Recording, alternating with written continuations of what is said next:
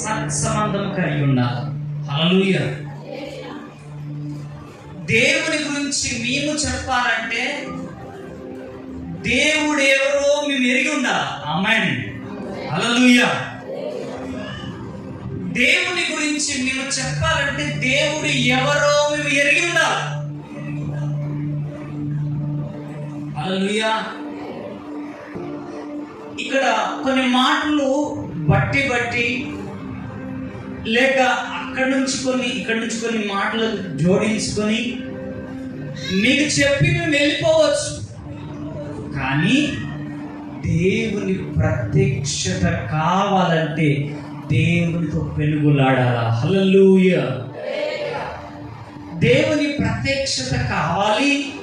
దేవుని శక్తి మన మధ్యలో పని చేయాలంటే దేవునితో పెనుగులాడాలా. ఆమేన్. మేము పెనుగులాడి మీ మధ్యలోకి వస్తాం. మీరు ఎట్లా వస్తారంటే అప్పుడే ఎండ్లకెళ్ళి అందులోకి వెళ్ళేస్తారు, మీద నీళ్ళు పోసుకుంటూ వస్తారు. అందులోకి ఏంటంటే ఎక్సెట్రా మీకే తెలుసు. ఇక ఎండ్లకి వెళ్ళి వేస్తారో కొందరు అనుకుంటారు నిద్ర మొత్తంలోకి వెళ్ళి అనుకుంటారు, కొందరు అనుకుంటున్నారు ఇంకోళ్ళు, కొందరు అనుకుంటారు.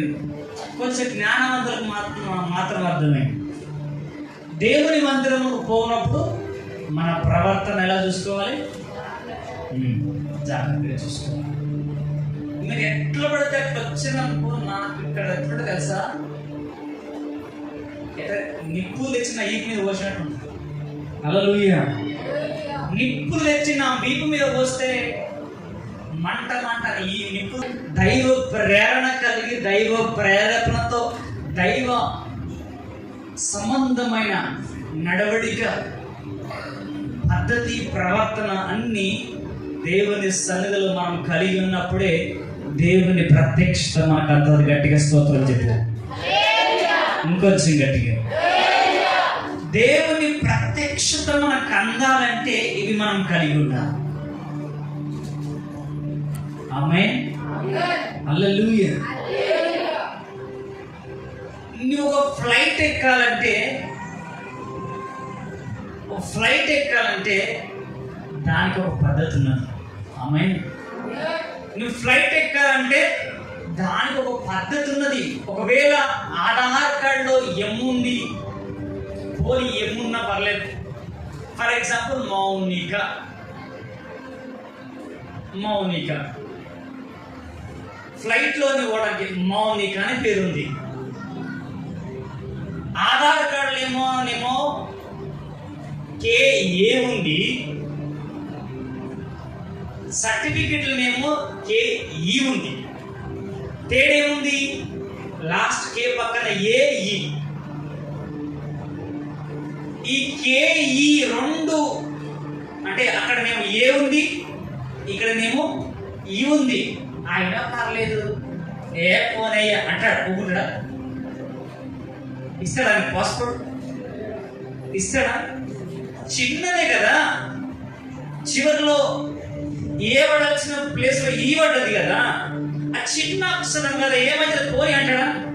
అస్సలు నువ్వు వెళ్ళి మళ్ళీ ఆధార్ సెంటర్కి వెళ్ళి అన్ని సరి చేసుకొని అన్నిట్లో ఒకటి ఉన్నట్లయితే అప్పుడు నీ ఫ్లైట్ లో ఎంట్రీ ఇస్తా. ఆమేన్. అప్పుడు నా ఫ్లైట్ ఎక్కనీయడు, నడువు లోపలికి అంటాడు. లోపలికి నడిపోయి కూర్చో, ఆ ఫ్లైట్ వచ్చే వరకు అక్కడ వెయిట్ చేయి. ఆ సమయం వరకు నువ్వు వేచిండు, అప్పుడు నీవు ఆ ఫ్లైట్ ఎక్కడానికి ఆ ఫ్లైట్ రాగానే మళ్ళా అక్కడ చెకింగ్ చేస్తాను. లోక సంబంధమైన ప్రయాణము చేస్తూ ఉంటేనే ఇన్ని జాగ్రత్తలు, ఇన్ని చెకింగ్ ఉంటేనే మరి ఆత్మ సంబంధమైన పరలోకం చేరి నీవు ఎంతగా చెక్ చేసుకోవాలి మన జీవితాన్ని. హల్లెలూయా. ఆత్మ సంబంధమైన ప్రయాణమును చేయాలి అంటే, ఆత్మ సంబంధమును ప్రయాణించాలంటే అన్ని విషయాలు నీవు సరి చూసుకోవాలి. ఆమేన్. ఏముందులే పాస్టర్ పాస్టర్ గారు ఏముంది 10 గంటల కథ 10 నిమిషాలు ఎక్కువ కాలేదు. ఆమె ఏమంటారు? 10 నిమిషాలే పాస్టర్ గారు 10 నుంచి ఊకన్నా ఇక్కడ బొక్కులు దోమాలి, బాసలు దోమాలి. 10 నిమిషాలు లేట్ అయిందన్న మందిరానికి. నో ప్రాబ్లం అని పాస్టర్ గారిని కన్విన్స్ చేస్తావేమో, కానీ ఆయనని కన్విన్స్ చేయలేము. హల్లెలూయా. నువ్వు కన్విన్స్ చేయలేవు. పరలోకం వెళ్ళాలి అంటే ఏ అక్షరం ముక్కైతే నిన్ను ఆ ఎయిర్పోర్ట్ లోకి వెళ్ళకుండా ఆపిందో, నీ చిన్న పొరపాటైన దేవుని సన్నిధిని అనుభవించకుండా చేస్తా. హల్లెలూయా. ఎంతమందికి అర్థమవుతుంది ఈ మాట? చిన్న పొరపాటే నిన్ను ఎదగనీయకుండా చేస్తాయి. చిన్న పురుగే నీ పెద్ద చెట్టు మెల్లగా కొరకడం స్టార్ట్ చేస్తా. ఆమేన్. హల్లెలూయా. ఇంత పెద్ద చెట్టే,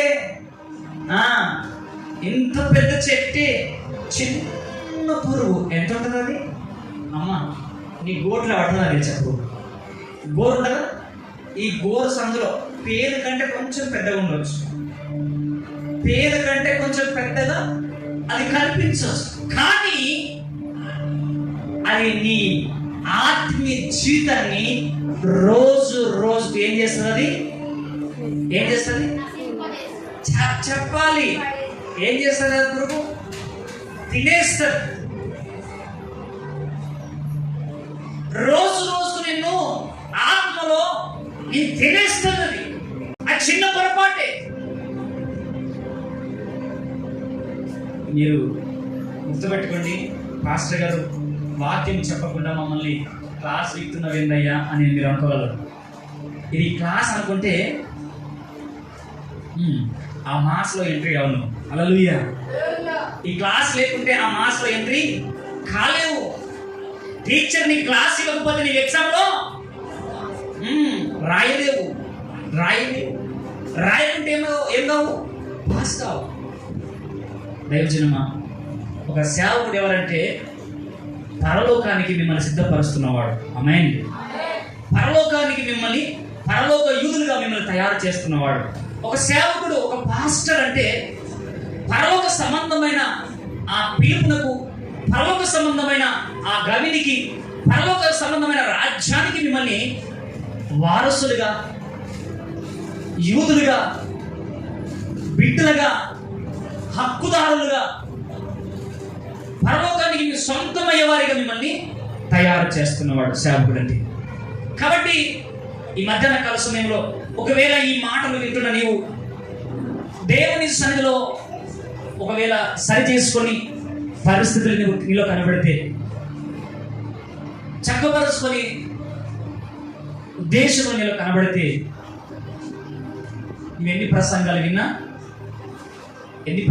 విన్నా వ్యర్థమే. ఉదయం నుంచి సాయంత్రం వరకు బైబిల్ చదివి అలసిపోయి పడుతున్నా వ్యర్థమే. ఆ వాక్యంలో ఉన్న అర్థం తెలియకుండా, ఆ వాక్యానుసారంగా పాటించకుండా, ఆ వాక్యం నీ జీవితం నెరవేరకుండా, ఆ వాక్యాన్ని నీ జీవితానికి అనువదించుకునకుండా నీవెంత చదివినా, ఎంత ప్రార్థన చేసినా అది వ్యర్థం అనే విషయం మీరు గ్రహించాల్సింది. ఆమేన్. హల్లెలూయా.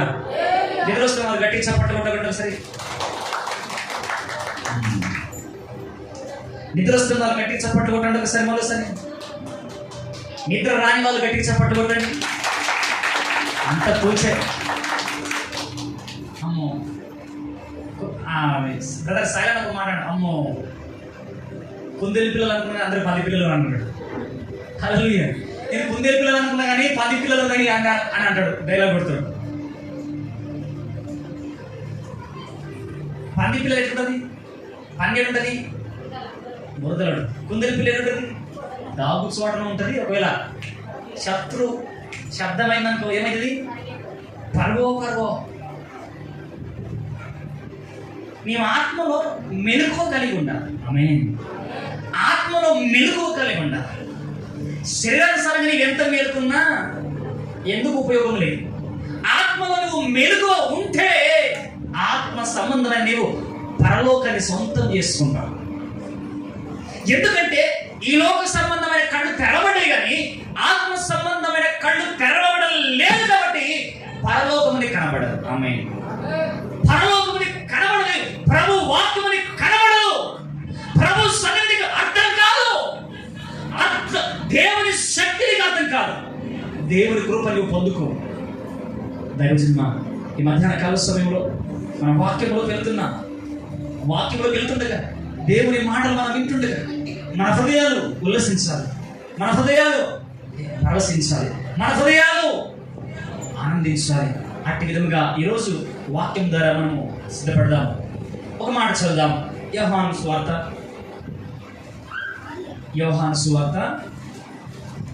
16వ అధ్యాయము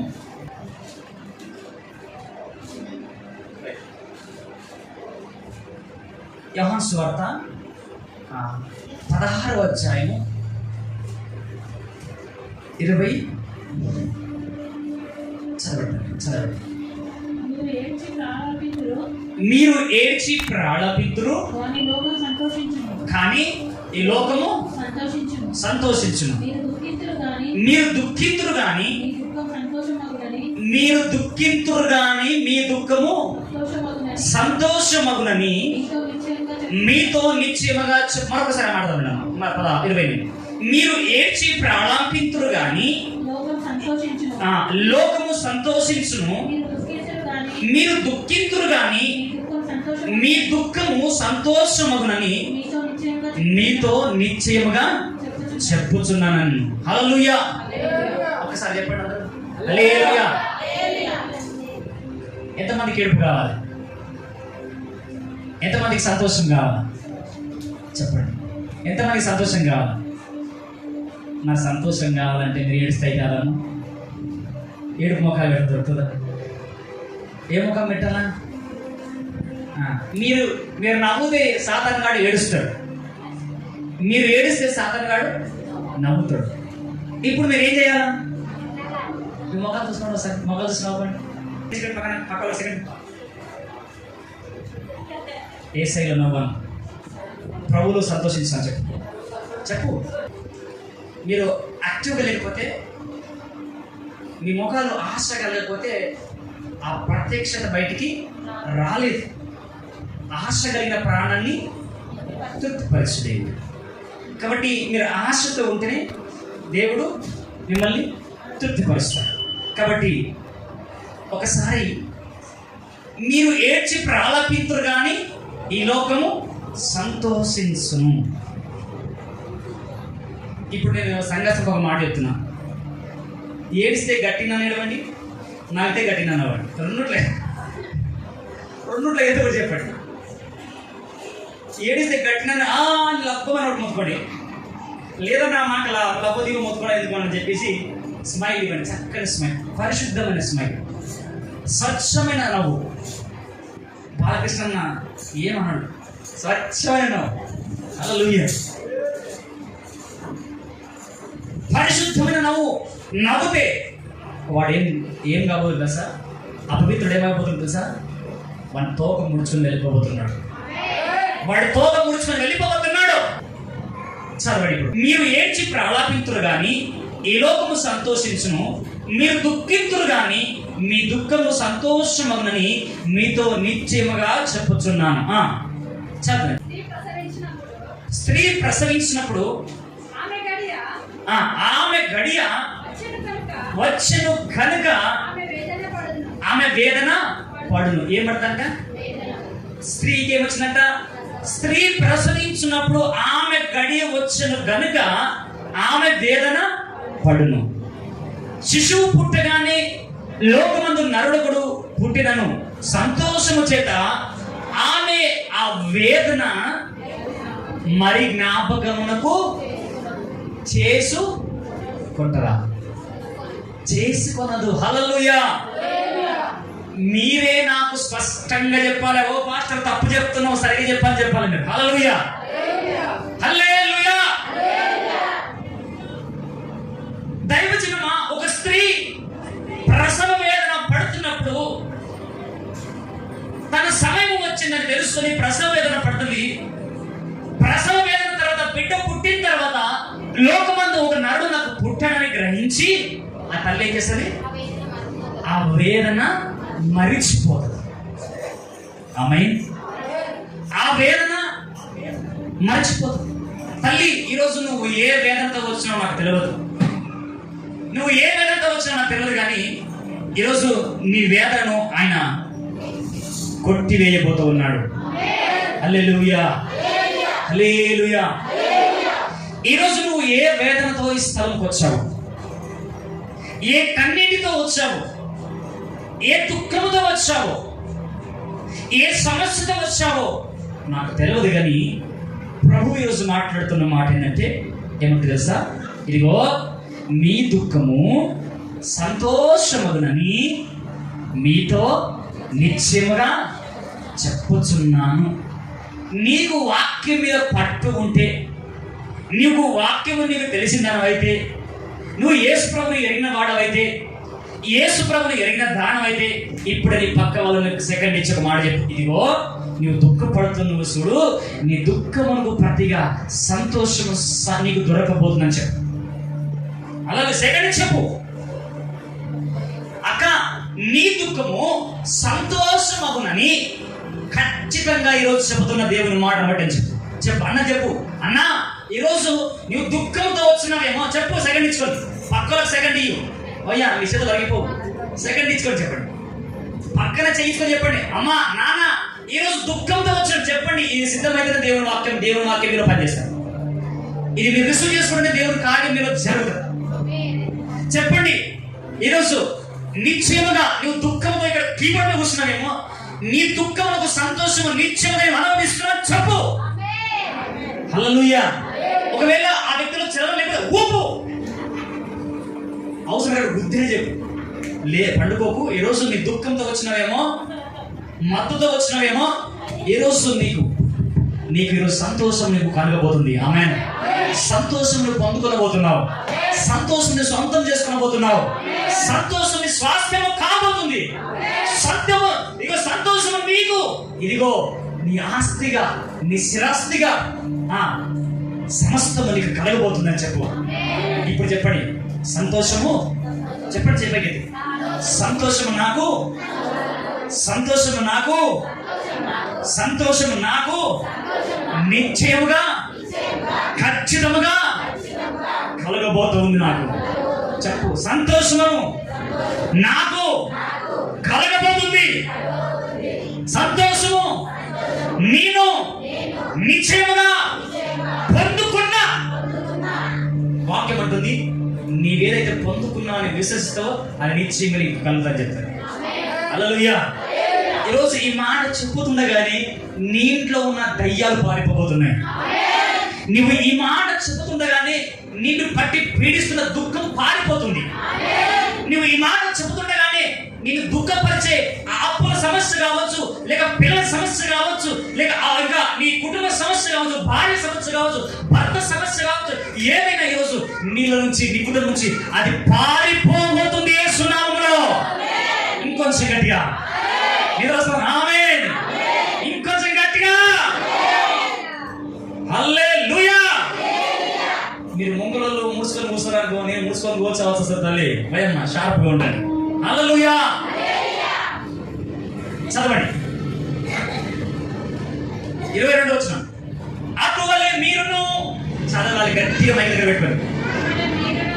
అటువలే మీరును ఇప్పుడు దుఃఖపడుచున్నారు గాని మిమ్మును మరలా చూచెదను, అప్పుడు మీ హృదయము సంతోషించును, మీ సంతోషమును ఎవడును మీ యొద్ద నుండి తీసివేయలేడు. గట్టిగా చప్పట్లు కొట్టు.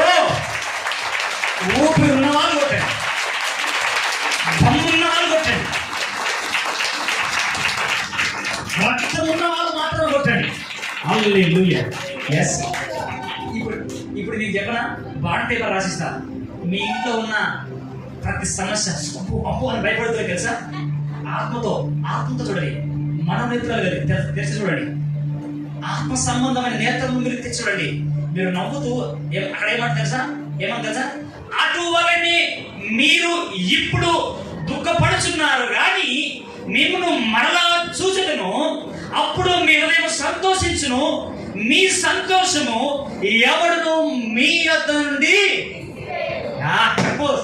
సాధారణ. నాలో ఉన్న సంతోషము, నాకు ఇచ్చిన సంతోషము ఎవడు నీవు తీసివేయలేవు. ఎవడంటే చెప్పండి. ఎప్పుడు సాతాను మీద మన పడతారా? ఎప్పుడు సాతాను వాడు ఈజీగా దొరికినాడు మీకు. హల్లెలూయా. నీ పక్కనున్న నీ తోటి వాళ్ళు కావచ్చు, నీ కుటుంబీకులు కావచ్చు, నీ ఇరుగు పొరుగు వారు కావచ్చు, నీ కడుపులో పుట్టిన వారే కావచ్చు, నేను కన్నవారే కావచ్చు. అయితే మీ సంతోషము ఎవడును, ఆమేన్, నేను ఆత్మతో చెప్తున్నాను, నేను విశ్వాసంతో ఈ మాట పలుకుతున్నాను, నేను నమ్మి పలుకుతున్నా ఈ మాటను, విశ్వసించి ఈ మాటను నేను మాట్లాడుతూ ఉన్నా, విశ్వసించి ఈ మాటను ప్రకటిస్తూ ఉన్నా. మీ సంతోషము ఎవడును మీ యొద్ద నుండి తీసివేయడు. హల్లెలూయా. ఆయన దీవించడం మొదలు పెడితే ఎవడని తీసేటాడు? ఆయన నిన్ను ఆశీర్వదించడం మొదలు పెడితే ఎవడు నిన్ను ఆపేవాడు? హల్లెలూయా. అయితే ఆయన ఆశీర్వదించే ఆశీర్వాదం కోసము నువ్వు వేచి ఉండక మనుషుల వైపు పరిగెత్తుతున్నావు చూడు, మనుషుల వైపు నువ్వు ఆలోచన పెట్టినవు చూడు, మనుషుల వైపు నీ ఆలోచన పెట్టి మనుషుల మీద ఆధారపడుతున్నావు చూడు. ప్రభు అంటున్నాడు, అయ్యా ఈరోజు మనుషుల వైపు నువ్వు చూడకు కానీ, మనుషుల వైపు నీవు ఆలోచన పెట్టుకో కానీ, నా మీద ఆశపడు, నా మీద ఆలోచన పెట్టు. నాతో నీవు మాట్లాడితే నేను నీతో మాట్లాడుతా, నిన్ను సంతోషపరిచినదా నీ సంతోషం ఎవడు నీ ఎదురు నుంచి తీసివేయలేడు బాబు అని దేవుని వాక్యం స్పష్టంగా ఈరోజు నాతో మాట్లాడుతూ ఉన్నది. గట్టిగా స్తోత్రం చెప్పు. నాతో మాట్లాడుతున్నప్పుడు ఆమెను మీరు చెప్పాలా, నాతో మాట్లాడుతాను మీరు కూడా చెప్పాలా? ఆమేన్. కాబట్టి దైవజనమా, ఈరోజు దేవుడు నీ సంతోషమును, ఆమేన్, వినాలన్నా, నీ సంతోషమును ఎవడు నీ ఎదురు నుంచి తీసి వేయలేడు. హల్లెలూయా, హల్లెలూయా.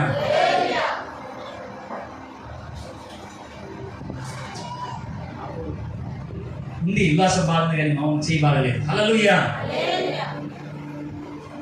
మీ సంతోషం పరిపూర్ణమగునట్లు, మీ సంతోషము సంపూర్ణము అగునట్లు దేవుని యొక్క బలిష్టమైన రెక్కల కిందికి మనం వచ్చేసాం.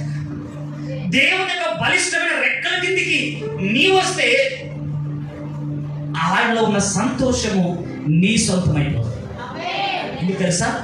కోడి తన పిల్లలను రెక్కల కిందికి ఏ విధంగా పిలుస్తూ ఉంటుందో, శత్రువు పైన అల్లాడుచున్నప్పుడు, శత్రువు పైన నిన్ను హింసించడానికి, నిన్ను ప్రాణము తీయడానికి, శత్రువుని పతనము చేయడానికి వాడు తిడుతూ ఉన్నప్పుడు, కోడి తన రెక్కల కింద తన పిల్లల్ని ఏ విధంగా కాల్చుకోవడానికి పిలుస్తూ ఉంటుందో, పరిశుద్ధాత్మ దేవుడు ఈ దినం, ఈ మధ్యాహ్న కాల సమయంలో ఇదిగో తన రెక్కల కిందికి నిన్ను పిలుస్తూ ఉన్నాడు.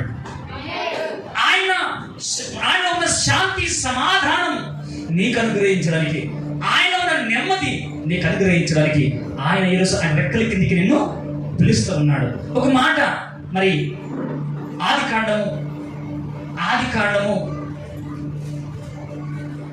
31వ అధ్యాయము, ఆది కాండము 31వ అధ్యాయము. ఒకసారి యాకోబు జీవితంలో మరి దుఃఖముతో నిండి ఉన్న తన జీవితాన్ని, యాకోబులో ఉన్న దుఃఖమును సంతోషంగా మార్చిన అనుభవాలను మనం ఒకరోజు ధ్యానించుకుందాం. యాకోబు జీవితంలో దుఃఖంతో నిండిపోయాడు. యాకోబు బ్రతుకులో దుఃఖమే నిండి ఉంది. యాకోబు జీవితంలో కష్టమే ఉంది. కానీ ఆ కష్టకాలములో, ఆ నష్టకాలములో, ఆ క్లిష్ట పరిస్థితిలో దేవుడే తన రెక్కల కింద, దేవుడే తన దాగు చోటై, దేవుడే తన గమ్యమై యాకోబును క్రమముగా యాకోబు అన్న వ్యక్తిని ఇశ్రాయేలుగా మార్చుకుంటూ వచ్చాడు. హల్లెలూయా. యాకోబును ఇశ్రాయేలుగా మార్చిన దేవుడు ఈరోజు నిన్ను మారా అనుభవంతో ఈ స్థలంలో కూర్చున్నావేమో, చేదు అనుభవంతో ఈ స్థలంలో కూర్చొని ఈ మాటలు వింటున్నావేమో. చేదైన బ్రతుకు నీ బ్రతుకు చేదైన బ్రతుకుగా మలచబడి నీ బ్రతుకు చేదుగా సాగుతుందేమో. నా ప్రియ సహోదరి సహోదరుడా, ఈ మధ్యాహ్న కాల సమయంలో ఈ యాకోబు అన్న వ్యక్తిని ఇశ్రాయేలుగా మార్చిన దేవుడే మారాగా ఉన్న నీళ్ళని మధురముగా మార్చిన దేవుడే నీ జీవితాన్ని మార్చబోతున్నాడు. నీ బ్రతుకును మార్చబోతున్నాడు. మారాలో ఉన్న దుఃఖాన్ని తొలగించి మధురంలో ఉన్న సంతోషానికి ఇవ్వబోతున్నాడు.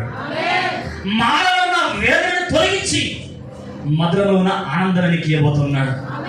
మారాలో ఉన్న శాపాన్ని తొలగించి మధురంలో ఉన్న ఆశీర్వాదానికి ఇవ్వబోతున్నాడు. ఈరోజు నిశ్చయంగా దేవుడితో మాట్లాడుతున్నా నీవు గ్రహిస్తే నీ మనసుని ఇక్కడ పెట్టు, నీ అంతరంగాన్ని ఇక్కడ పెట్టు, నీ ఆత్మతో దేవుణ్ణి ఈరోజు పెనుగులాడుతూ ఉండు. నువ్వు దేవునితో మాట్లాడబోతున్నాడు. దేవునితో మాట్లాడబోతున్నాడు. త్వరగా నాకు తీయండి, మైక్ తీసుకుని త్వరగా నాకు అందించండి. ఆదికాండం 31వ అధ్యాయం 38వ వచనం నుంచి ఒక మాట చూద్దాం. ఆదికాండం 31వ అధ్యాయం 38వ వచనం నుంచి ఈ 20 ఏళ్ళు నీ యొద్ద ఉంటిని.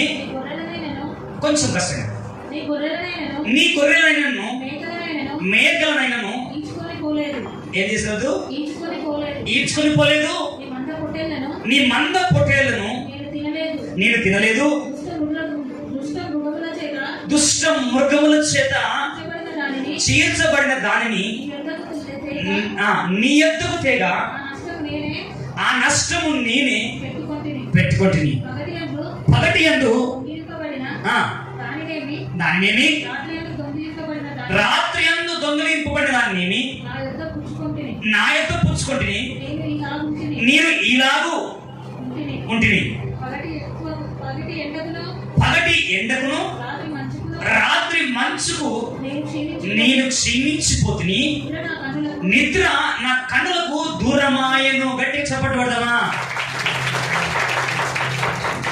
హల్లెలూయా. మీకు అర్థం కావాలని దేవుని మాటలు మీకు తెలియజేస్తూ ఉన్నాను.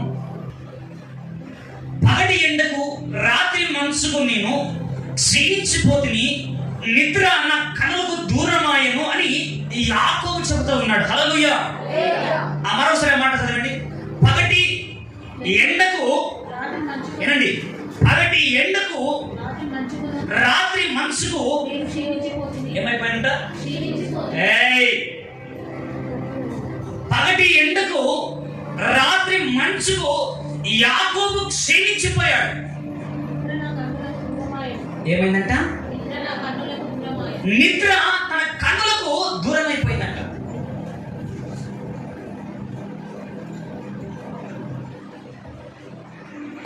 నిద్ర తన కన్నులకు దూరం అయిపోయిందంట. రాత్రి ఎండ దెబ్బకు రాత్రి మంచుకు పగలు ఎండ దెబ్బకి ఆయన క్షీణించిపోయి కన్నులకు నిద్ర కరువైపోయి ఆయన మారా అనుభవంలో ఉన్నాడు. దుఃఖంలో ఉన్నాడు. వేదనతో ఉన్నాడు. ఆదరణ లేని స్థితిలో యాకోబు కుమిలిపోతున్నాడు. యాకోబు ఎవరి దగ్గర ఉన్నాడయ్యా అంటే తన మామ దగ్గర, మేనమామ దగ్గర ఉన్నాడు. తన బంధువుల దగ్గర ఉన్నాడు. ఎవరి దగ్గర ఉన్నాడంటే తన భార్య పిల్లలు పెట్టుకుని తన సొంత మామ దగ్గరనే నివాసము చేస్తూ ఉన్నాడు. కానీ యాకోబుకి పగలు ఎండ దెబ్బ, రాత్రి మంచు దెబ్బ, ఈ రెండుడి చేత తన కళ్ళకు నిద్ర కరవైపోయినట్టు. దైవజన్మ దేవుడు పెట్టారా? నీ ఇంట్లో నీ భర్త దగ్గరే ఉన్నావు, నీ భార్య దగ్గరే ఉన్నావు, నీ తల్లి దగ్గరే ఉన్నావు. నీ తోపుతుల దగ్గరనే ఉన్నా, కానీ ఈరోజు నీకు క్షేమం లేకపోయినా, నీకు ఆదరణ లేకపోయినా, నీకు సంతోషం లేకపోయినా తల్లి, నా ఈరోజు నీకు సమాధానం లేకపోయిందేమో, రాత్రి నీ కంటికి నిద్ర పట్టట్లేదేమో, నువ్వు రాత్రులు ప్రశాంతంగా పండుకున్న రోజులు నువ్వు చూడలేకపోయినావేమో, ప్రశాంతమైన నిద్రపోయి చాలా కాలము గడిచిపోయిందేమో, పండుకున్న పక్కకున్న నిద్ర పట్టకుండా గువ్వ మునిగినట్టుగా ములుగుతూ ఉన్నావే. దైవజనమా, ఈ మధ్యాహ్నం నేను దేవుని మాట సూటిగా మనతో చెప్తున్న మాట ఏం తెలుసా? యాకోబు జీవితంలో కనులకు నిద్ర కరువైంది. యాకోబు ఎండ దెబ్బకు క్షీణించిపోయాడట. నిద్ర లేక ఎండకు రాత్రికి నిద్ర లేక క్షీణించిపోయి కృషించిపోయి కృంగిపోయి ఇంటికి వెళ్తేనేమో అన్న భయం, ఇంటికి వెళ్తే అన్న చంపేస్తాడేమో అని అన్న భయం, మామ దగ్గర ఉన్నాడు, మామ దగ్గర ఉన్న మామకు చెప్పుకోలేని పరిస్థితి.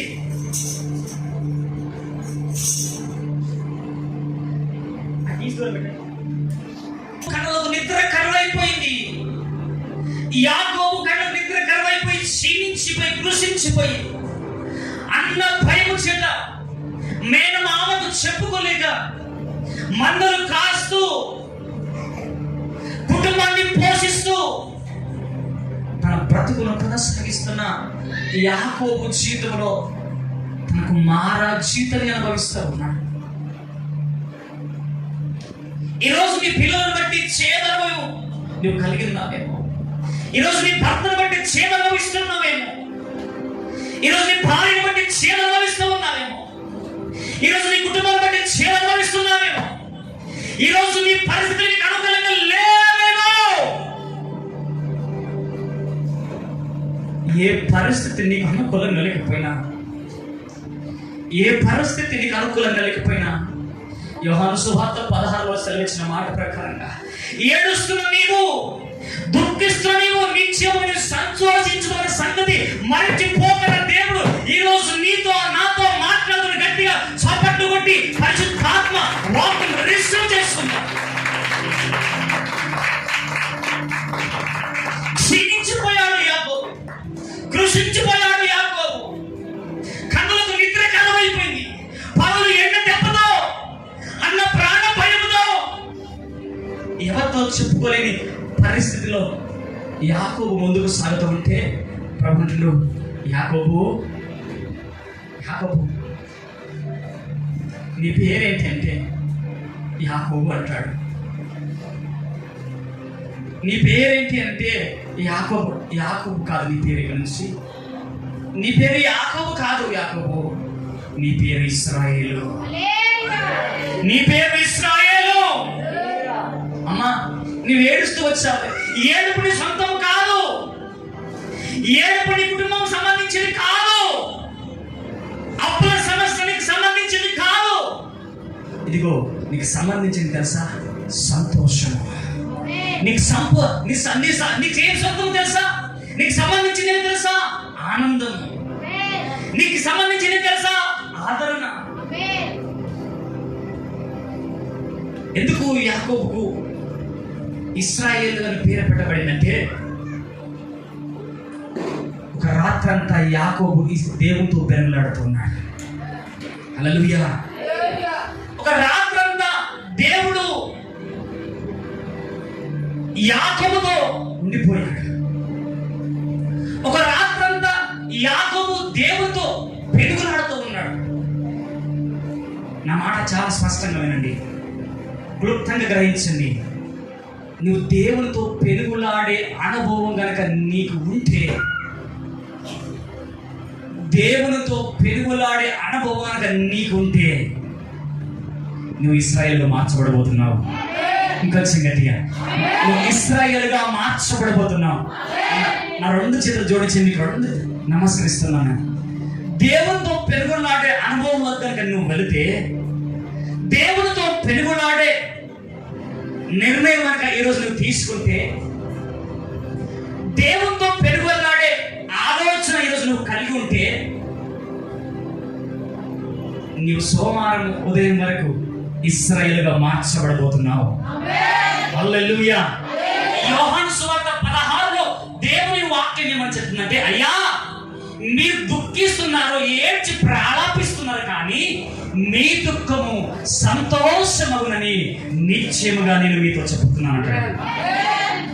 మీ దుఃఖము, ఆమేన్, మీ దుఃఖము ఈరోజు సంతోషమగునని నిశ్చయముగా ఖచ్చితంగా బల్లగుద్ది చెబుతున్నాడు దేవుని వాక్యం. హల్లెలూయా. నీవు ఈరోజు గ్రహిస్తే, ఈరోజు నువ్వు విశ్వసిస్తే, ఈరోజు నువ్వు నమ్మితే, సంతోషము నీ సొంతం చేసుకొని నీ ఇంటికి వెళ్ళబోతున్నావు. నమ్మితే చెప్పు, నమ్మితే చెప్పు, విశ్వాసంతో చెప్పు, విశ్వాసంతో పలువు. విశ్వాసం లేకుండా దేవునికి ఇష్టలై ఉండట అసాధ్యం. అమ్మా, మీ కష్టాలను కొంచెం కష్టం పడుతుంది, ఎందుకు కింద మీద అయిపోతున్నా? ఆ చిన్న కష్టం పడుతుంది, ఎందుకు కింద మీద అయిపోతున్నారు? చిన్నపాటి సమస్యను పట్టుకుని ఎందుకు కింద మీద అయిపోతున్నారు? యాకోబు కంటే పెద్ద కష్టం వచ్చి పడిందా నీకు? యాకోబు కళ్ళకు నిద్ర కరువైపోయిందంట.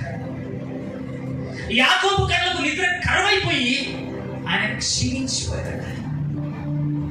హల్లెలూయా. పగలు నిద్ర ఎండకి, రాత్రి నిద్ర లేకపోతే మనిషి ఏదైనా వాడుతాడు.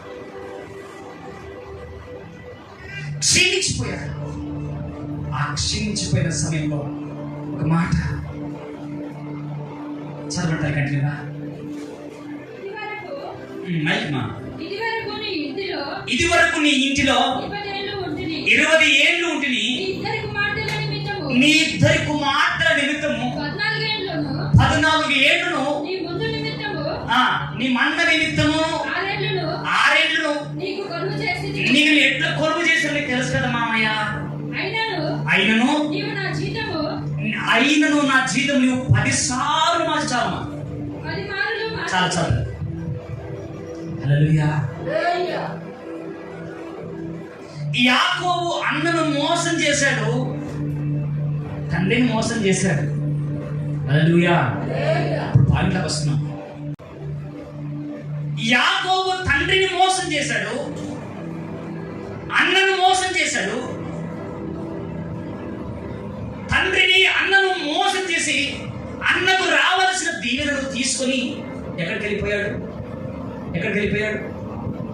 మామ దగ్గరికి వెళ్ళిపోయాడు.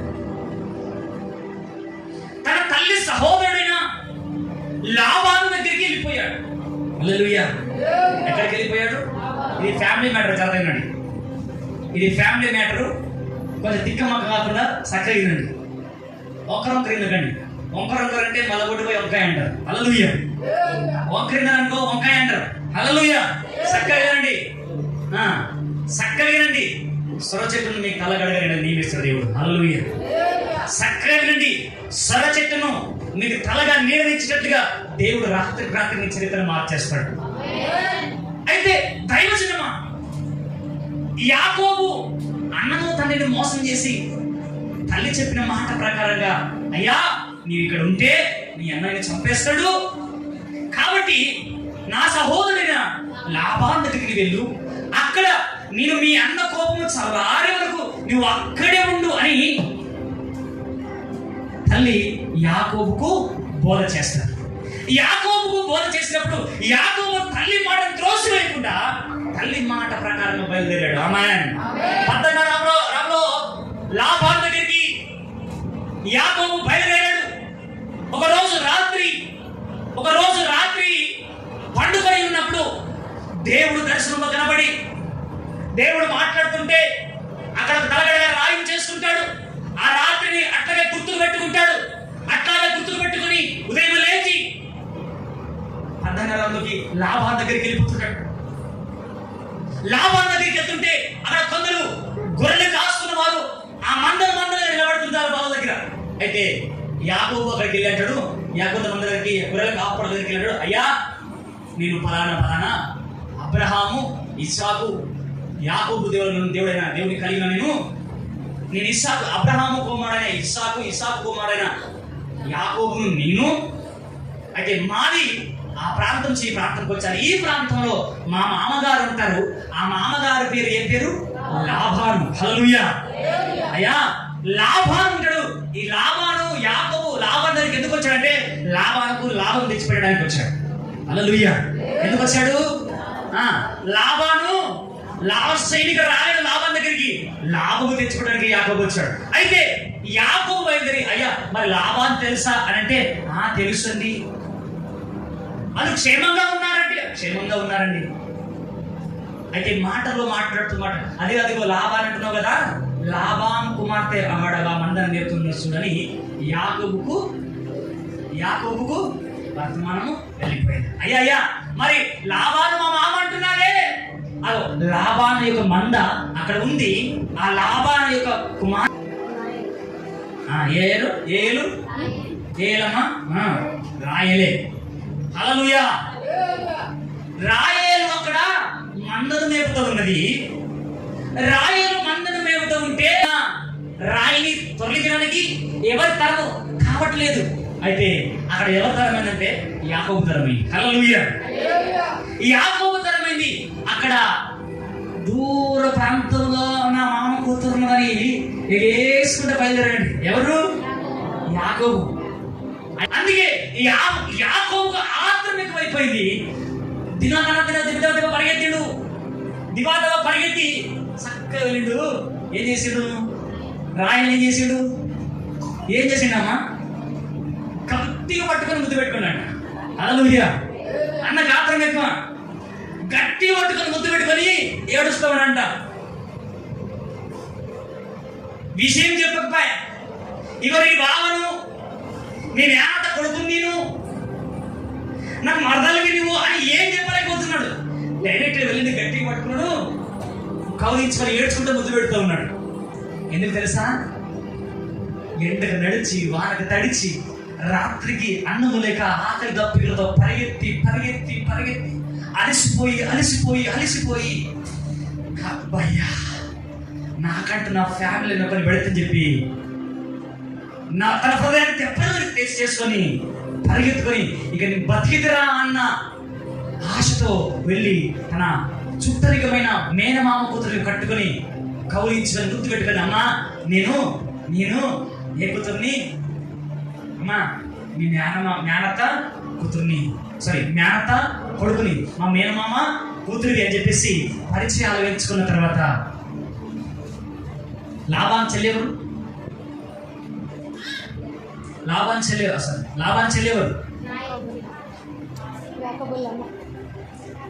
చెల్లి రాయేలు చెల్లి. హల్లెలూయా. కూతురు ఆమె అయితే చెల్లి ఆమె అంటారా? ఇస్సాకు భార్య ఎవరు?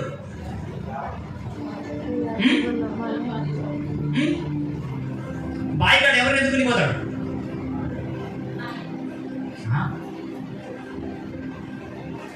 అబ్రహాము కొడుకైన ఇస్సాకును వివాహం చేసుకోవడానికి ఎలియాజరును పంపిస్తాడు. ఎలియాజరును పంపిస్తే ఆ ఎలియాజరు ఒంటరితో వాడు మోకరించినప్పుడు ఎవరింటికి వస్తారు? బాగా చదువుకోవడానికి ఎవరు వస్తారు? నిజంగా ఇస్సాకు భార్య పేరు ఏం పేరు? మరి ఏమైంది? హల్లెలూయా. రిబ్కా లాబాను యొక్క చెల్లి. ఆమేన్. లాబాను యొక్క చెల్లి ఎవరు? రిబ్కా. రిబ్కా యొక్క అన్న లాబాను. రిబ్కా యొక్క భర్త ఎవరు? ఇస్సాకు. ఇస్సాకు యొక్క తల్లి ఎవరు?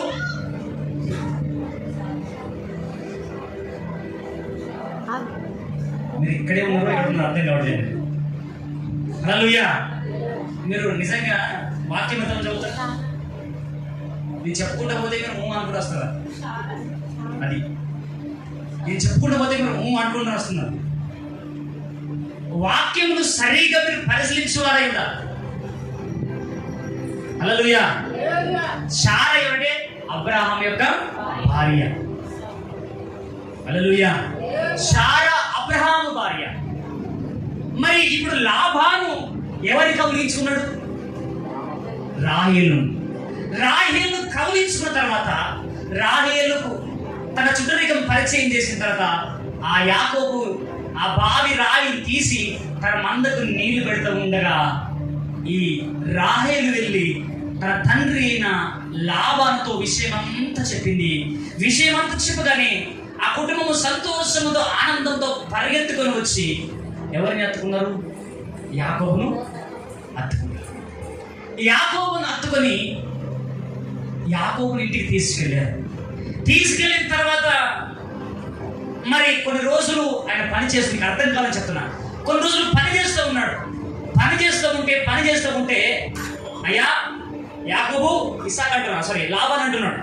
యాకోబు, అయ్యా యాకోబు, మరి నా దగ్గర నువ్వు పని చేస్తూ ఉన్నావు కదా, నా మందను పెడుతున్నావు కదా, ఉత్తగా ఎంత శుద్ధమైనా నీకు ఉత్తగా పని చేపించుకోను, అయితే నీకు జీతం ఎంతనో నా కడుగు నీకు జీతం ఇస్తా అంటాడు. హల్లెలూయా. ఎవరు కట్టాడు? యాకోబు. ఎవరంటారు? లాబాను అంటాడు. లాబాను యాకోబుతో నీ జీతం ఎంతనో, ఉత్తరకి శుద్ధమైనంత మాత్రం ఉత్తరం నీ పని చేయించుకోను, నీకు జీతం ఎంతనో అడుగు అన్నప్పుడు యాకోబు అన్నట్టు ఏమన్నాడంటే, అయ్యా మరి నాకు జీతం వద్దు కానీ రాహేలు నేను ఇష్టపడుతుంది కాబట్టి నీ బిడ్డ కోసం నేను 7 ఏళ్ళను ఏం చేస్తా అంటాడు? జీతం చేస్తాను అంటాడు. ఓకే మంచిది బిడ్డ అని చేసి 7 ఏళ్ళు జీతం అయిపోతుంది. జీతం అయిపోయి 7వ సంవత్సరం ముగించగానే ఏం చేయాలి? అప్పుడు ఏం చేయాలా? బిడ్డనిచ్చి ఏం చేయాలా చెప్పక్క? బిడ్డనిచ్చి పెళ్లి చేయాలా? బిడ్డనిచ్చి పెళ్లి చేయాలా? ఈ సిద్ధపడ్డాడు. హల్లెలూయా. యాకోబు దెబ్బతో పగలు మార్చుకున్నాడు. హల్లెలూయా. ఎందుకంటే యాకోబుకు జరిగిన విషయం ఏంటంటే రాహేలేమో చిన్నది, లేయనేమో పెద్దది. మరి పెద్దదాన్ని ఇవ్వకుండా చిన్నదానికి పెళ్లి చేసే ఆచారము లాబాను ఇంటిలో లేదంట. నాకు తెలియదు, నేను అడగలేదు, వాక్యంలో ఉంది. హల్లెలూయా. నేనే తెలియదు అనుకోలేదు, వాక్యంలో చెప్తున్నాను. అయితే లేయ పెద్దది కాబట్టి చిన్నదాన్ని ఎట్లా ఇస్తానయ్యి నేను అని అడుగుని ఎప్పుడు చెప్పాడు? రాత్రికి పెళ్ళయింది. పెళ్ళయిన తర్వాత రాత్రికి వాళ్ళిద్దరు ఉన్న తల్లి పొద్దున లేచి ముఖం చూస్తే జబ్బు కన్నది ముఖము. హల్లెలూయా. అందమైన అమ్మాయిని ప్రేమించి చేసుకుంటే ఇష్టపడి అందమైన అమ్మాయి కోసం 7 సంవత్సరాలు పొరుగు చేసి, అబ్బా ఎంత సంతోషమో రాత్రి. ఆమేన్. యాకోబుకి ఎంత, నేను 7 ఏళ్ళు నా భార్య కోసం 7 ఏళ్ళు కష్టపడి కొనుగోలు చేశాను, ఈ రాత్రి నా భార్య నా సొంతం కాబోతుంది ఆనందంతో ఎంత సంతోషించిండో, ఎంత సంతోషంతో ఆ రాత్రి ఆ భార్యతో ఉన్నాడో. అయితే ఉదయం లేచి ముఖము చూడగానే అబ్బా అని సాగుతున్నాడు. హల్లెలూయా.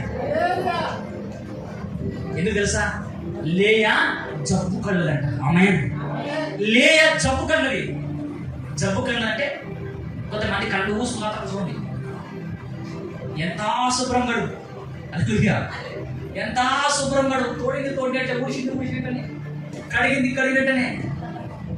హల్లెలూయా. జబ్బు కళ్ళు ఉంటాయి కొందరికి, కంట్లకి ఊసు రాలుతూ ఉంటుంది, నీళ్ళు పోతూనే ఉంటాయి, ఊసు వస్తూ ఉంటుంది, నీళ్ళు పోతూనే ఉంటుంది, అది జబ్బు.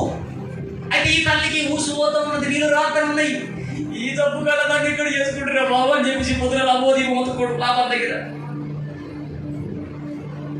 చక్కబోయి లాభం, ఏ మామా ఏం సంగతి, అడిగింది ఎందుకు ఇచ్చింది, నేను కోరింది ఎవరిని నేను ఇచ్చింది ఎవరిని అని లాభాన్ దగ్గర కూడా, అయ్యా లాభాన్ అంటాడు, అయ్యా యాకోబు, అయ్యా నీ దండం బాబు, నీవెంత ఎదురులాడినా మాకు సాంప్రదాయాలు ఉన్నాయి, మాకు కట్టుబాట్లు ఉన్నాయి, కాబట్టి మా సాంప్రదాయాలు మా కట్టుబాట్లను మించి మేము చేయలేము, కాబట్టి పెద్దదాన్ని పెట్టుకుని నేను చిన్నదాన్ని వేయలేను, కాబట్టి అయ్యా పెద్దదానికి చేశాను, నువ్వు కూల్ డౌన్, నువ్వు ప్రశాంతతగా ఉండు. అయితే ఈ పెద్దదాని కోసం వేరేందుకు కొలు చేస్తుంది కదా, ఇక నీకు చిన్నది కావాలంటే మళ్ళా నీ వేడెళ్ళు.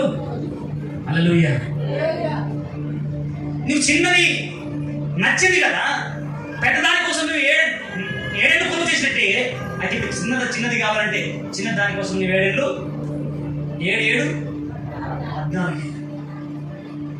14 ఏళ్ళు అయిపోయింది. 14 ఏళ్ళు అయిపోయిన తర్వాత యోసేపు అప్పటికి పుట్టలేదు, రాహేలు గొడ్రాలు. ఇక్కడ చెప్పాల్సిన మాట కొంచెం లేడీస్ కొంచెం చెవు తెరిచిందండి. హల్లెలూయా. కొంచెం లేడీస్ చెవులు తెరిచిందండి. ఏం తెరిచా? యాకోబేమో లేనిచి పెళ్లి చేసుకున్నాడు. యాకోబు లేను. లేయ పెళ్ళైన తర్వాత యాకోబు రాయల కోసం ఏడేళ్ళు కొలువు చేశాడు. 7 ఏళ్ళ తర్వాత కూడా యాకోబు రాయలు చేసుకున్న తర్వాత పిల్లలు పుట్టలేకపోయారంట. యాకోబుకు పిల్లలు పుట్టలేకపోయారంట. అయితే యాకోబుకు రాయలను చేసుకున్నంత వరకు ఎవరికి పిల్లలు కాలేదు? లేయ కూడా పిల్లలు కాలేదు. హల్లెలూయా. లేయ కూడా పిల్లలు కాలేదు. అయితే రాహేలు చేసుకున్న తర్వాతనే లేయకు పిల్లలు అయ్యారు. గట్టిగా స్తోత్రం చెప్పు. లేయకు పిల్లలు అయ్యారు. లేయకు పిల్లలైతే రాయలకు కుళ్ళు లేచింది. హల్లెలూయా. లేయకు పిల్లలు రాగానే రాయలకు ఏం లేచింది? ఏం లేచింది? కుళ్ళు లేచింది. అప్పుడు అంటది, ఓయ్ ఓ యాకోబు, ఓయా అవో దానికి మా అక్కకు దానికి పిల్లలైనరు, నేను కొట్టాలని నాకు బాధ ఉంది. నువ్వేం చేసినావు తెలియదు, నాకు పిల్లలు కనుక చేసినావు, నీ తాట తీస్తా అంటున్నాను. అంటే ఈ మాట పర్టికులర్గా లేదు కాబట్టి నాకు పిల్లలు కాకుండా చేస్తుంది, దేవుడు నీకు తీర్పు తీర్చును కాక అంటది. హల్లెలూయా. హల్లెలూయా. ఒకసారి నా మాట చాలా జాగ్రత్తగా ఆలోచించండి. యాకోబు ఏమన్నా దేవుడా? యాకోబు ఏమన్నా దేవుడా? కాదు. ఇప్పుడు రాహేలుకు పిల్లలు అంటే ఎవరియా? రాహేలు ఏమంటున్నది? ఓ యాకోబు, హలో హలో. యాకోబు ఎవరు లేరా? ఎవరు లేరా యాకోబు? మరియమ్మలు ఎవరు లేరు కదా? మరియమ్మలు మేరేమ్మలే, మేరేమ్మలు మోరేమ్మలే. హల్లెలూయా. అంటే అందరూ కాదు, కొందరే. యాకోబుతో రాయలంటుంది, బాబు నాకు పిల్లలు కనకుండా నీవు చేస్తుంది, నా ఉసురు నీకు అనాల్సిన మాట. అనాల్సిన మాట ఏమంటుంది? నా ఉసురు. అమ్మ అక్కలరా, మీ ఆయనను పట్టుకొని మీ భర్తలను పట్టుకొని అప్పుడప్పుడు నా ఉసురు నీకు తగులుతారు అంటున్నారేమో. అన్నారంటే సపోర్ట్ కొట్టండి సరే.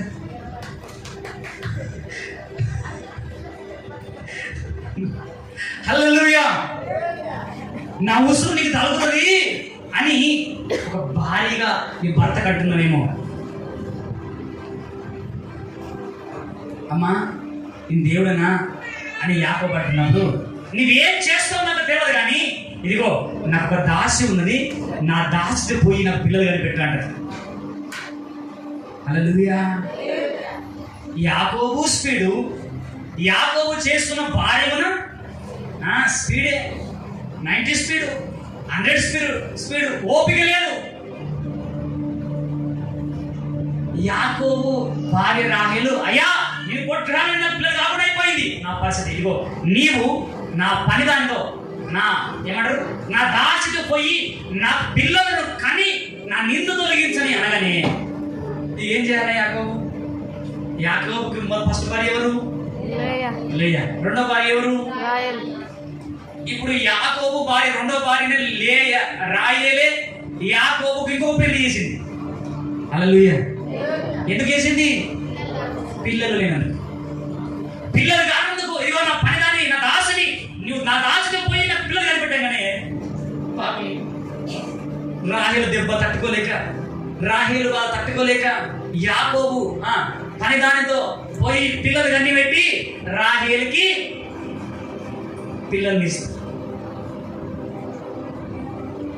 ఆమె పిల్లలు కనబట్టే పోటీ మీద ఈమె పిల్లలు కనబట్టి పోటీ చూడండి పిల్లలు కానీ. హల్లెలూయా. హల్లెలూయా. ఈరోజు బాధపడుతున్నా, నా పిల్లలు లేరు, నా గర్భఫలం లేదు, నా పిల్లల విషయంలో వాళ్ళ పిల్లలు కన్నారు నేను కనలేదు అని పోటీ ఆలోచన నీకు ఉన్నదేమో. నా పిల్లలకు వాళ్ళ పిల్లలకు పెళ్ళిళ్ళు అయిపోయి నా పిల్లలకు పెళ్ళిళ్ళు కాలేవు, వాళ్ళు బాగుపడ్డారు మేము ఇంకా బాగుపడలేదు, వాళ్ళ జీవితం గొప్పగా ఎదిగింది, ఇంకా మేము ఎదగలేకపోయామని పోటీ పడుతున్నావేమో. పోటీ పడకు. ఆయన సన్నిధిలో నువ్వు పాటించిన విధానం, ఆయన సన్నిధిలో ఓపికలతో నువ్వు ఆయన సన్నిధిని, ఆయన వాక్యాన్ని, ఆయన ప్రసన్నతను నువ్వు పాటించు. అప్పుడు నిత్యం నేను ఆశీర్వదించబోతున్నాడు. హల్లెలూయా.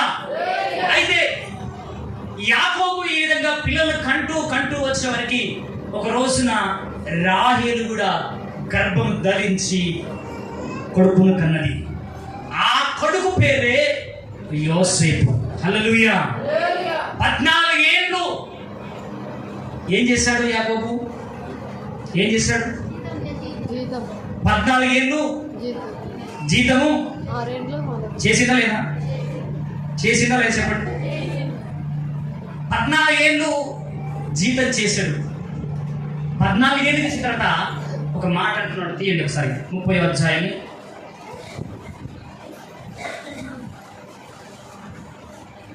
25వ వచనం చూడండి ఒకసారి. రాహేలు యోసేపును కనిన తర్వాత యాకోబు లాబానుతో నన్ను పంపివేయుము, నా చోటికి నా దేశమునకు వెళ్ళదను, నా భార్యను నా పిల్లలను నాకు అప్పగింపుము, అప్పుడు నేను వెళ్ళదను, వారి కోసము నీకు కొలువు చేసిదిని, నేను నీకు కొలువు చేసిన విధానమును నీవు ఎరుగుదువు కదా అని చెప్పాను. అందుకు లాబాను అతనితో, నీ కటాక్షము నా మీద ఉన్న యెడల నా మాట వినుము, నిన్ను బట్టి యెహోవా నన్ను ఆశీర్వదించెనని శకునము చూచి తెలుసుకొంటినని చెప్పాను. మరియు అతడు నీ జీతం ఎంత అని నాతో స్పష్టంగా చెప్పమని ఇచ్చేదనని అనెను. అందుకు యాకోబు అతనిని చూసి, నేను నీకెట్లు కొలువు చేసేదనో, నీ మందలు నా యొక్క ఎట్లు ఉండెనో అది నీకు తెలియను. నేను రాకమునుపు నీకుండిన కొంచెమే, అయితే అది నీకు బహుగా అభివృద్ధి పొందెను. నేను పాదము పెట్టిన చోటెల్లా యెహోవా నిన్ను ఆశీర్వదించును, నేను నా ఇంటి వారి కొరకు ఎప్పుడు సంపాదించుకుంటున్నాను. అప్పుడు అతడు ఏమి ఇవ్వాలని అడిగాను. అందున యాకోబు నాకేమి ఇవ్వద్దు,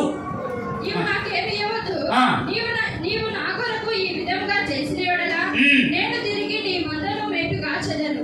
నేడు నేను నీ మంద అంతటిలో నడిచి చూచి పొడలైనను మచ్చలైనను. చాలు చదివిస్తే టైం అయిపోతుంది. యోసేపు పుట్టిన తర్వాత యాకోబు అంటున్నాడు, మామయ్య నేను వెళ్తాను. 14 ఏళ్ళేమో నేను ఇద్దరి కోసం కొలువు చేశాను, 4 సంవత్సరాలేమో మందల కోసము నేను పనిచేశాను. పూర్తిగా 20 సంవత్సరాలు, 6 సంవత్సరాలు, పూర్తిగా 20 సంవత్సరాలు నేను కొలువు చేశాను. అయితే నేను వెళుతాను మామ, మరి నన్ను దయచేసి నన్ను పంపించినప్పుడు అంటున్నాడు యాకోబు. లాబాను అంటున్నాడు, అయ్యా నీ వలన నేను ఆశీర్వదించబడ్డాను, నీ వలన నేను దీవించబడ్డాను. అయితే ఈ విషయం నాకెంత తెలిసిందంటే, నేను ఏం వేసుకున్నట్ట శకునం ఏదంట మీ భాషలో అంజీరం వేసాడు. ఏమేసి అంజీరం వేసి శకునము చూసి తెలుసుకున్నాడంట. జ్యోతిషం అంటారు, పంచాంగం అంటారా అట్లా అది చూస్తారు కదా వాటిని. జాతకం చూసి తెలుసుకున్నట్ట. అతను అంటుడు యాకోబు, అయ్యా మామయ్య, మరి నేను రాకముందు నీకు ఎంత కొంచెం ఉండనో, నేను వచ్చినాక ఎంత నువ్వు ఆశీర్వదించబడ్డావో నీకు బాగా తెలుసు కదా. అయితే నేను నీకు ఎట్లా కొలువు చేశానో నీకు తెలుసు. అయితే నువ్వు నాకు ఏమి ఇయ్యనక్కర్లేదు. అమ్మాయిని చూడండి నా మాట వినండి. యాకోబు మామ దగ్గర నీవు నాకు ఏమి ఇయ్యాల్సిన అవసరం లేదు, కానీ అయితే ఈ మందలో మచ్చలై నాకైతే మచ్చలేని నీకు. ఓకేనా? మచ్చలన్నీ నాకైతే, పోనీ మచ్చలేని అన్ని నాకైతే, మచ్చలున్నాయన్నీ నీకు అనగానే సరే ఇదేదో బాగున్నదని లాబాను పెళ్లితో ఆలోచన చేసి ఓకే అన్నాడు. ఇది అది తెలియమంటారు అనమాట. అయితే యాకోబు ఏం చేసిందంటే, అక్కడ ఏ కాయ వేస్తే, ఏ చువ్వలు వేస్తే మచ్చలు రావో ఆ కాయం తెప్పుకొని వచ్చి ఆ పారుతున్న నీళ్ళలో వేస్తే మచ్చలు లేని అని ఈయన కదా, మచ్చలు లేని అని ఈయన కదా. ఆ పారుతున్న నీళ్ళలో ఆ చువ్వలు వేస్తానంట, ఆ నీళ్లు ఆ గొర్రెలు మేకలు తాగినంట. ఏ గొర్రెనైనా ఏ మచ్చ ఏ మేక అయినా మచ్చలు లేకుండా పుట్టినట్ట. గట్టిగా స్తోత్రం చెప్పు. హల్లెలూయా. ఏ గొర్రె చూసినా మచ్చ లేకుండా పడుతుంది. ఆమేన్. ఏ మేక చూసినా మచ్చ లేకుండా పడుతుంది. ఎందుకు తెలుసా? ఆ పారుతున్న నీళ్ళలో చువ్వలు వేసిందంట. మరి ఏ చెట్టు చువ్వలో తెలియదు, ఏ కాయలో తెలియదు, మరి ఏ ఆయుర్వేదమో తెలియదు, కానీ ఆ కాయలు అందులో ఆ నీళ్ళలో వేస్తే మచ్చలు లేకుండా మేకలు గొర్రెలు పుడుతున్నాయంట. అది గమనించి యాకోబు మంద పెరిగిపోయిందని గమనించి, తుచ్చు యాకోబు తూచి తప్పిది, మొత్తం నీకే మచ్చలు లేకుండా పడుతున్నాయి, ఇగో ఇప్పటి నుంచి మచ్చలేని అన్ని నాకన్నమాట. మళ్ళా హల్లెలూయా. మచ్చలు లేని అన్ని నాకనగానే అట్లా సరే మామ అని చెప్పేసి ఏం చేసిందంట, మళ్ళీ మచ్చలు లేకుండా పుట్టడానికి మరొక రకమైన చువ్వలు ఆ నీళ్ళలో వేసిందంట. హల్లెలూయా. మచ్చలతో పుట్టడానికి మళ్ళీ ఆ చువ్వలు తీసుకొచ్చి పారే నీళ్ళలో వేస్తే ఆ గొర్రెలు మేకలు ఆ నీళ్ళు తాగానే అన్ని మచ్చలతో పుడుతున్నాయి. హల్లెలూయా. హల్లెలూయా. నేను ఈ మాట ఎందుకు చెప్పగలుగుతున్నా, ఈ మాట ధైర్యం అంటే మీకు బోర్ రావచ్చు, కానీ ఈ మాట నేను చెప్పలే. దేవుడు నీ పక్షంగా ఉంటే నీ శత్రువు నీ మీద ఎన్ని పన్నాగాలు వేసినా, ఎన్ని కుతంత్రాలు నీ మీద పన్నినా, ఎన్ని ప్రయోగాలు నీ మీద చేసినా, ఎన్ని మంత్రశక్తులు నీ మీద వదిలినా, ఎన్ని చేతబడులు నీ మీద కుటుంబం మీద చేసినా ఏ నష్టం నీ దగ్గర రాదు. గట్టిగా చెప్పండి. ఏ అపాయము నీ చెంతకు రాదు. ఎందుకు తెలుసా? జ్ఞానము దేవుడు నీకు ఇవ్వబోతున్నాడు. పాము వల్ల వివేకము దేవుడు నీకు ఇవ్వబోతున్నాడు. పాముల వల్ల నిష్ఠపడం నీకు ఇవ్వబోతున్నాడు.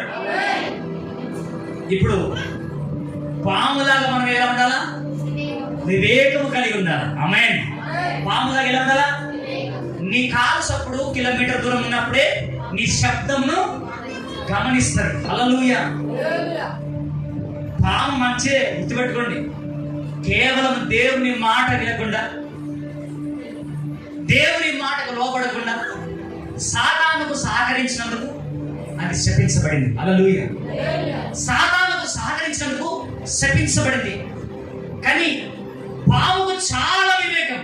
అందుకే వాక్యం అంటుంది, పాము వల్ల వివేకమును, పావురం వల్ల నిష్కపటం. వివేకం ఉండాలి, కానీ ఆ వివేకంలో ఏముండకూడదు? కపటం ఉండదు. హల్లెలూయా. వివేకం ఉండాలి, కానీ కపటం ఉండదు. ఎలాంటి కపటం తెలుసా? పోతూ అన్న కూరగాయలు ఇట్లానే, ఓయమ్మ ఈ కూరగాయలు ఇట్లా ఒకసేపు పక్కన కూరగాయలు ఇదేం బాగలేదు, ఇదేం అది కాయ ఒక పండు ఇక్కడ వాయిస్ ఇదేం బాగలేదు, ఇదేం బాగలేదు. కాయలు ఉన్నాయి, అన్ని కాయలు ఉన్నాయి. హల్లెలూయా. ఓ అబ్బాయి అన్ని పుచ్చలు ఉన్నాయి. అబ్బాయి ఈ పుచ్చలు ఇక్కడ బ్యాగ్ ఉంది, ఈ పుచ్చ చల్లగా ఉండ. హల్లెలూయా. పుచ్చలు అంటున్నావు, కాయలు అంటున్నావు. వివేకము కావాలి, కానీ కపటం ఉండదు. హల్లెలూయా. వివేకం అవసరం, కానీ కపటం లేకుండా. నేను కొందరిని అప్పుడప్పుడు తిడుతూ ఉంటాను, గద్దిస్తూ ఉంటాను. ఇగో ఈయన పిల్లల తండ్రి ఈమెను గద్దిస్తూ ఉంటాను, కానీ కపటం లేకుండా మళ్ళీ తిరిగి నడిపిస్తాను. హల్లెలూయా. హల్లెలూయా. అప్పుడప్పుడు గద్దిస్తుంటాను, బుద్ధి లేదు నీకు అంటాను, తెలివి లేదు గాడిదివా అని అంటాను, కానీ కపటం లేకుండా సారో అంట. కపటం లేని బ్రతుకులు దేవునికి ఇష్టమైనవి. పావుల వల్ల నిష్కపటం కలిగిన బ్రతకాలి. యాకోబు యాకోబు విషయంలో ఎన్నిసార్లు మామ తిక్కమక్క చేసినా యాకోబు దేవుడు ఇచ్చిన జ్ఞానం బట్టి మచ్చలు లేకుండా పిల్లలు కనెక్ట్ చేస్తూ ఉన్నాడు, మచ్చలతో పిల్లలు కనెక్ట్ చేస్తూ ఉన్నాడు. మొత్తానికి యాకోబుకు రావాల్సిన ఆస్తి అంతా తీసుకొని ప్రయాణం చేయడానికి ఒకసారి 31వ అధ్యాయం చూద్దాం. 31వ అధ్యాయం చదవండి. లాబాను కుమారులు మన తండ్రికి కలిగిన యావత్తును యాకోబు తీసుకొని మన తండ్రికి కలిగిన దాని వలన ఈ యావదాస్తి సంపాదించనని చెప్పుకొనిన మాటలు యాకోబు వినెను. మరియు అతడు లాబాను ముఖము చూచినప్పుడు అది నిన్న మొన్న ఉండినట్లు అతని ఎడల ఉండలేదు. గట్టి చప్పట్లు కూడా సరే కొంచెం స్పష్టంగా అవుతాయి మాట జనానికి చెప్పుకుని అర్థం కావాలి. మరియు అతడు లాబాను ముఖము చూచినప్పుడు ఏమంట 30 నిమిషమా లాబాను కుమారులు మన తండ్రికి కలిగిన యావత్తును యాకోబు తీసుకొని ఏంటన్నా ఎవరు కుమారులు ఎవరు తెలుసా? హలో హలో తమ్ముడు, హలో అన్నయ్య అన్నయ్య అన్నయ్య, హలో అన్నయ్య తమ్ముడు అక్క చెల్లి, ఇదిగో ఇదిగో మన కలిగిన ఆస్తి అంతా వాడు మన అక్క మొగుడు. ఎవడు మొగుడు?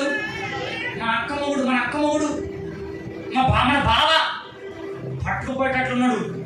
అబ్బా మన ఆస్తి అంతా దుబ్బేసేటట్లున్నాడు అని ఈ బావమర్దులు, యాకోబు యొక్క బావమర్దులు మాట్లాడుకుంటుండగా, మామ మాట్లాడుకుంటుండగా ఈ మాటలు ఎవరు విన్నారు? యాకోబు విన్నాడంట. హల్లెలూయా. లాబాను కుమారులు మాట్లాడుకుంటుండగా యాకోబు విన్నాడంట. అరే ఈ బాలరాజు గారు మొత్తం ఆస్తి అంతా పట్టుకుపోయేటట్టున్నాడు, జాగ్రత్తగానే నేను మా అన్న మాట్లాడుకుంటున్నాను. అది మెల్లగా ఏం చేసాడు యాకోబు? మెల్లగా ఈ బాలరాజు వచ్చి చేసాడు, మెల్లగా చెవి పెట్టిన్నాడు.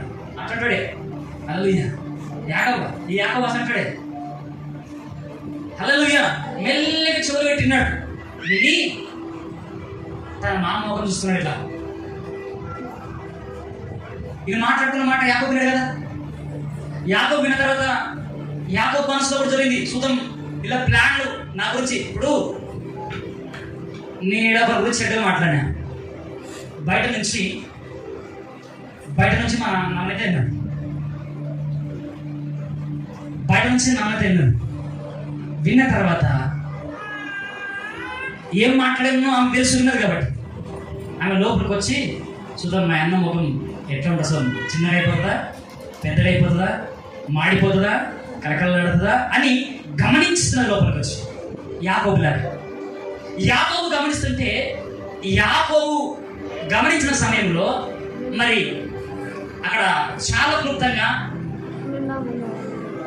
మరియు అతడు లాబాను ముఖము చూచినప్పుడు, ఎవరు? యాకోబు లాబాను ముఖము చూచినప్పుడు అది నిన్న మొన్న ఉండినట్లు అతని ఎడల ఉండలేదు అంట. హల్లెలూయా. తల్లి, నీ అన్న కావచ్చు, నీ తమ్ముడు కావచ్చు, నీ అత్త కావచ్చు, నీ మామ కావచ్చు, నీ బంధువులు కావచ్చు, 3 రోజులకు చెప్పండి, 3 రోజులకు ఒకవేళ సంవత్సరం నీకు అన్నం పెట్టవచ్చు, 2 సంవత్సరాలు నీకు అన్నం పెట్టవచ్చు. పోనీ మా చెల్లెలే కదా అని మీ ఆయనతో మాట్లాడి, ఏమండి మా చెల్లెని చదివిస్తా చదువుకోని అని చెప్పేసి మీ ఆయనతో మాట్లాడి నువ్వు పెట్టిండొచ్చు. కానీ 1 సంవత్సరం చూస్తాడు, 2 సంవత్సరాలు చూస్తాడు. అప్పుడు అంటాడు ఇదో, ఏ మీ అయ్యగారి గంట ఏమైనా తెచ్చిపెట్టివా, నేను కష్టం చేసి నీ చెల్లెలు నడపనికి చదవడానికి. ఫస్ట్లో ఉన్నట్టు అమ్మ ఏం కావచ్చు, బుక్స్ కావాలన్నా పెళ్లి కావాలా అని ఫస్ట్లో బాగా అడుగుతాడు.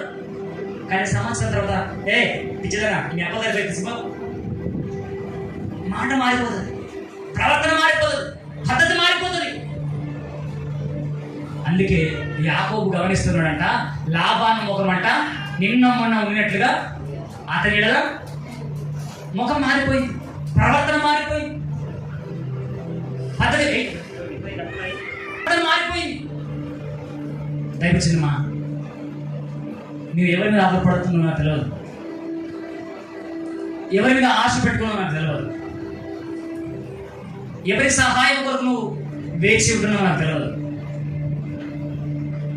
ఎవరి బహుమతి కొరకు నీవు కాచుకొని కూర్చున్నాం నాకు తెలియదు, కానీ ఒకరోజు నీడల వారు విసిగిపోతారు.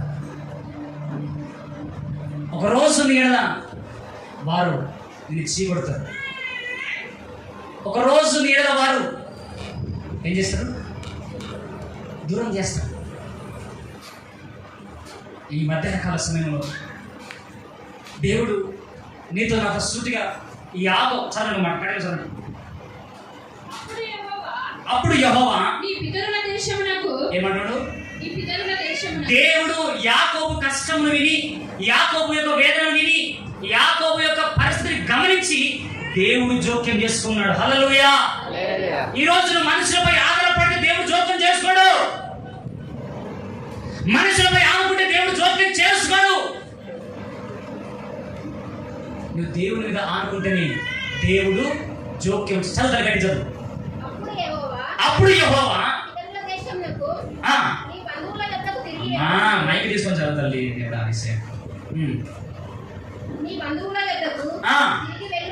తిరిగి వెళ్ళమని ఏమంటాడు? కొంచెం స్పష్టంగా ఏం చదువుతున్నావు? కరెక్ట్ చదువు.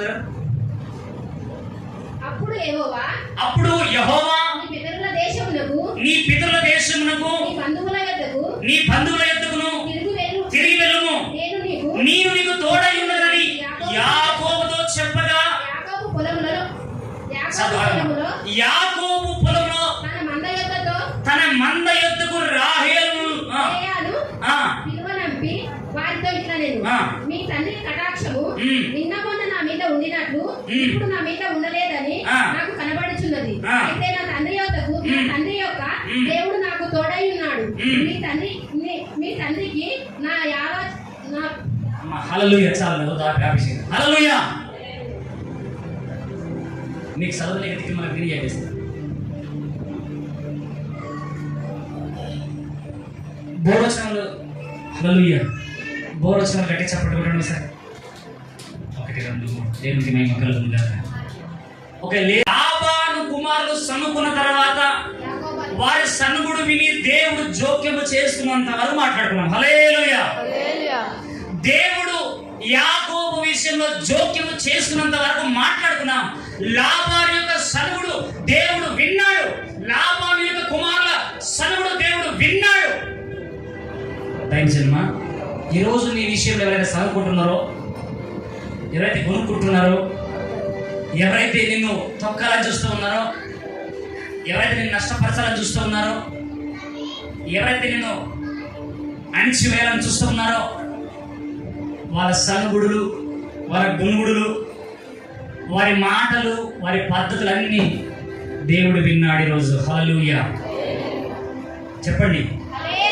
దేవుడు దేవుడు దేవుడు వినేమంటున్నాడు యాకోబుతో, లేచి నీ స్వజనుల యొద్దకు నువ్వు వెళ్ళు. యాకోబు నువ్వు లేచి నీ స్వజనుల యొద్దకు వెళ్ళు.